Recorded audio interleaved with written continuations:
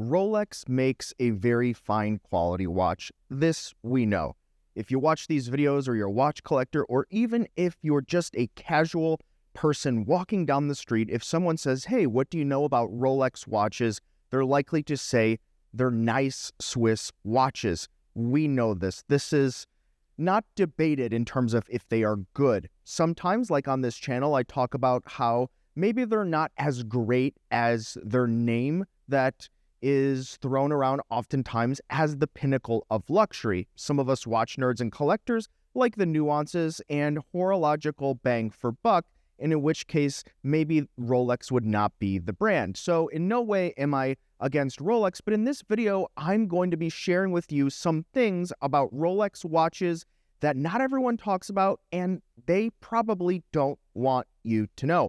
But guys, before we jump into that, I would appreciate it if you check out my new platform, chronograbs.com, where you can buy and sell watches right now at 0% commission and 0 listing fees. We're getting just south of 10,000 visitors per week. We have some dealers, we have some casuals. It doesn't matter. If you have a watch to buy or sell, you can put it up on chronograbs.com. And with this platform, you can get the most for your watch, or you can buy a watch at a much better price because there are no middlemen taking a large fee from the middle. So you can find watches like this Rolex, this Zenith, and so many others, chronograbs.com. So running on Rolex watches, there are some things I'm going to share with you right now that are inconvenient for the brand. And I will have a little bit of a caveat here.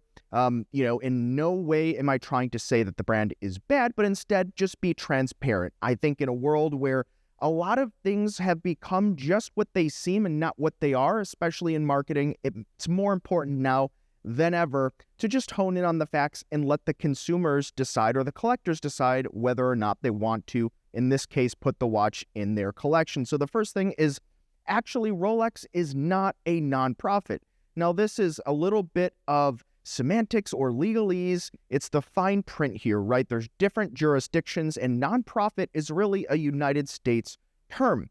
It's often thrown around in collector communities to convey the idea that Rolex is not looking to generate a profit, but that is not true. In Switzerland, where Rolex is currently registered, they are registered as some type of entity like that, but not Rolex itself, more the Hans Wilsdorf Foundation, which owns entirely the Rolex company or organization that produces the Rolex watches. So Rolex in and of itself, their goal is to produce and sell as many watches as possible, which is not necessarily the goal of the Hans Wilsdorf Foundation, which does have that charitable kind of aura surrounding it. And the foundation itself has gone on to improve Switzerland and so many other things. They've built things like bridges for pedestrians and other things. You can look at it in the Hans Wilsdorf Foundation news releases. But it's just untrue to say that Rolex is itself not looking to generate any type of profit. They're a business, they'll sell watches, and that's how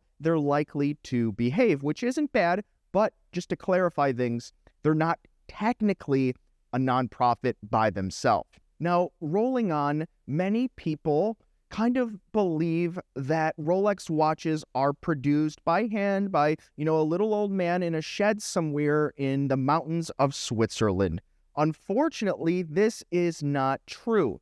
Rolex makes a lot of watches, but even making a lot of watches, really the part of the manufacturer that's done by hand is by people assembling the watch. So there's still going to be, CNC. There's still going to be metalworking. There's still going to be a lot of things that are done by precision machining. Now, this can be a good thing because it does allow the watches to have that rarely go off path from what the design and function is supposed to be. So there are a lot of machines and robots involved in the process, and there is some human interaction, most notably the assembly part of the manufacturer. So no, there's not just some guy kind of, hand carving and chiseling and engraving these things. A lot of it is done by machinery, which isn't necessarily bad, unless, of course, you're looking for something like a high-end independent manufacturer where more of it is likely to be done by hand.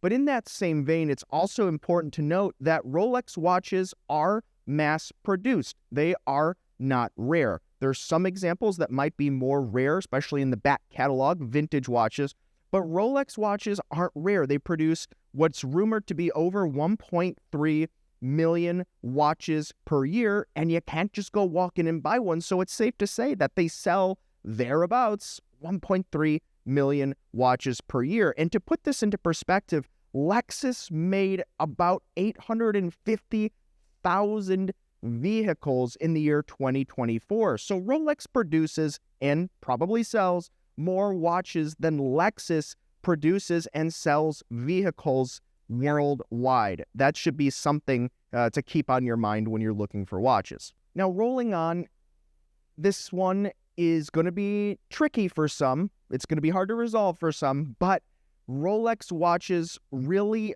aren't the pinnacle of luxury. Now, in terms of brand awareness, yes, Rolex is up there. They've been up there. Rolex has kind of held the crown or coronet, if you will, for quite some time. But the reality is, bang for buck, you can get spec for spec better watches at lower price point if you're just the kind of guy that wants the best spec at the best price. You can look at brands like Omega, and even brands that maybe are off the beaten path, something like an H. Moser, that for about the same price or under, you can get a watch that's more produced in-house, more of the watches produced by hand. There's more horological value. The movements are going to have longer power reserve, more finely decorated movements, and other things to maybe scratch the itch for someone that is looking for more of a horological experience as opposed to a luxury or status symbol. Rolex has really improved, especially with their recent Land Dweller release that does feature a see-through caseback, but that's few and far between in their model lineup, and a lot of their movements are just not decorated to where others have come to really enjoy. So watch geeks sometimes pass on the Rolex watch because they can't see their movement. Will things change? I don't know. Let me know what you think about this in the comments below. Now, wait lists. Wait lists are a touchy one. There have been some authorized dealers that have gotten in trouble for taking things allegedly, such as bribes, allegedly, and gotten in trouble in order for people to maybe purchase a certain amount of jewelry in exchange for getting certain watches from the dealer. This has happened. Rolex obviously doesn't like this. It brings bad press to them. This is just conjecture, but it seems pretty obvious that you don't want anything like that associated with you or yourself or your brand or anything of the sort, right? So there are some authorized dealers that handle the wait lists a little bit better than others. Some seem to be a little bit more honest or true to it. Think volume dealers, think Watches of Switzerland, right? But when we get out of that, you get to more of the mom and pop small shops, you get out of countries where this is more controlled, you get into other parts of the world where, maybe this is just business as usual, then yeah, you're likely or more likely to see that type of behavior.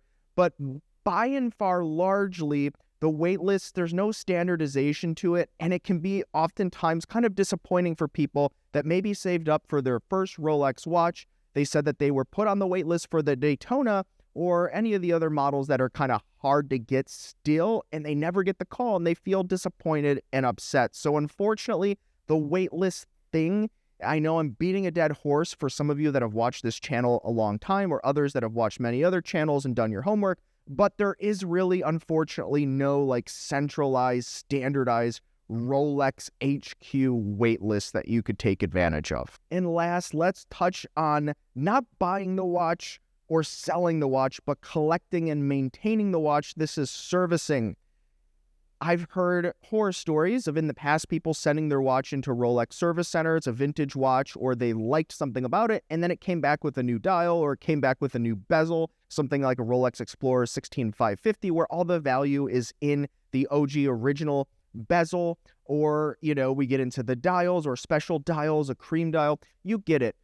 The thing is, if you send a watch into not only Rolex, but some other manufacturers that take a lot of pride in maintaining the watch to as pristine condition as possible, whether or not collectors want that, and hint, they really don't want that, you're really left up to the whims of the Rolex Service Center to tell you what they're going to do to the watch, when, why, how, and how much it will cost. So when possible, I generally recommend that if this is the case for you, there are plenty of third-party service centers out there that can just perform a basic service. Now, if you need specific parts or case parts, or the movement's newer to where you can't really find parts out there on the market, or at least the watchmaker can't, then sure, you may have to send the watch into Rolex for service. But the good news is, over the last couple of years, I've heard that things maybe are changing. Maybe they're, and by there I mean Rolex, is putting a little bit more credit or weight into people wanting to maintain the originality of their Rolex watches. So hopefully things will continue to go in that direction. But I would actually love to hear if anyone out there